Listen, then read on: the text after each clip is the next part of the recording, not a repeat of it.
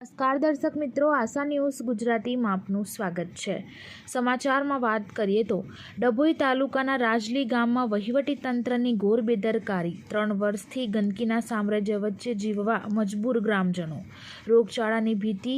ડભોઈ એક તરફ સરકાર દ્વારા સ્વચ્છ ભારત મિશન પાછળ કરોડો રૂપિયાનો ધુમાડો કરવામાં આવી રહ્યો છે, ત્યારે બીજી તરફ ડભોઈ તાલુકાના રાજલી ગામે તંત્રની ઘોર બેદરકારી અને આડોડાઈ સામે આવી છે। રાજલી ગામમાં છેલ્લા 3 વર્ષથી સ્થાનિક રહીશોના ઘરની બિલકુલ નજીક કચરો, એઠવાડો અને પશુઓનું છાણ જાહેરમાં નાખવામાં આવી રહ્યું છે। એટલું જ નહીં, ગટરના ગંદા પાણી પણ અહીં જ છોડવામાં આવતા આખો વિસ્તાર નરકાગારમાં ફેરવાઈ ગયો છે। સરપંચ અને તલાટી ઊંઘતા ઝડપાયા છે। વારંવારની રજૂઆતો બહેરા કાને અથડાઈ સ્થાનિક પીડિત રહીશોના જણાવ્યા અનુસાર આ અસહ્ય ગંદકી અને માથું ફાટી નાખે તેવી દુર્ગંધથી છુટકારો મેળવવા માટે તેઓ છેલ્લા 3 વર્ષથી સતત લડત ચલાવી રહ્યા છે। ગામના સરપંચ અને તલાટી કમ મંત્રીને રૂબરૂ મળીને મૌખિક તેમજ લેખિતમાં અનેકવાર રજૂઆતો કરવામાં આવી છે।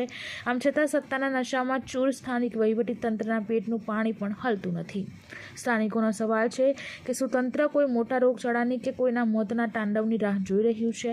માસૂમ બાળકોના સ્વાસ્થ્ય સામે મોટું જોખમ, ગટરના ગંદા પાણી અને છાણના લીધે આ વિસ્તારમાં મચ્છરો અને ઝેરી જીવજંતુઓનો ભારે ત્રાસ વધી ગયો છે। ઘરમાં નાના માસૂમ બાળકો છે, જેઓ 24 કલાક આ પ્રદૂષિત વાતાવરણમાં શ્વાસ લેવા મજબૂર બન્યા છે। જો આગામી દિવસોમાં અહીં કોઈ ભયંકર રોગચાળો ફાટી નીકળશે તો તેનો જવાબદાર કોણ? સરપંચ, તલાટી કે ડભોઈનું તાલુકા પ્રશાસન? ગ્રામજનોની ઉગ્ર માંગ, અમારા ઘર પાસે નાખવામાં આવતી આ ગંદકી વહેલી તકે દૂર કરવામાં આવે અને ગટરના પાણીનો યોગ્ય નિકાલ થાય। જો આ પ્રશ્નનું તાત્કાલિક નિવારણ નહીં આવે તો આગામી સમયમાં ગ્રામજનો દ્વારા ઉચ્ચ કક્ષાએ રજૂઆત કરી ગાંધી ચિંધ્યા માર્ગે આંદોલન કરશે તેવી ચીમકી ઉચ્ચારી છે। બ્યુરો રિપોર્ટ લાલાભાઈ ભટિયારા સાથે આશા ગુજરાતી ન્યૂઝ, ડભોઈ।